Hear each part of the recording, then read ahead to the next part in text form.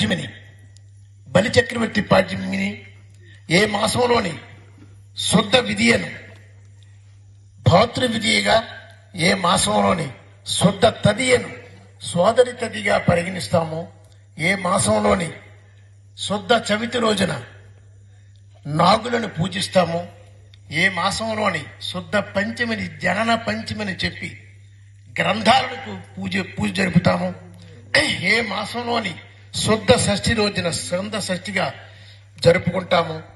ఏ మాసంలోని శుద్ధ ఏకాదశి రోజున ఆ నారాయణ రూపంలో ఉన్న పరబ్రహ్మ యోగ నిద్ర నుంచి మేల్కొంటారో, ఏ మాసంలోని శుద్ధ ద్వాదశి రోజున ఆ క్షీరసాగర మదనం జరిగిందని మనం మదన ఏకాదశి, తెలుగులో అయితే చిలుకుతాం కదా మధ్యగా, చిలుక ఏకాదశిగా పరిగణిస్తాము, ఏ మాసంలోని కృష్ణ ఏకాదశి రోజున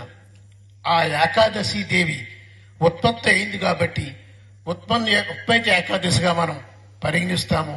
ఏ మాసంలోని అమావాస్య రోజున ఆ యోగీశ్వరుడైన శ్రీకృష్ణ భగవాను నుంచి ఆ భగవద్గీత జనించింది, దానినే మనం గీతా జయంతిగా జరుపుకుంటాము. అటువంటి పవిత్రమైన కార్తీక మాసం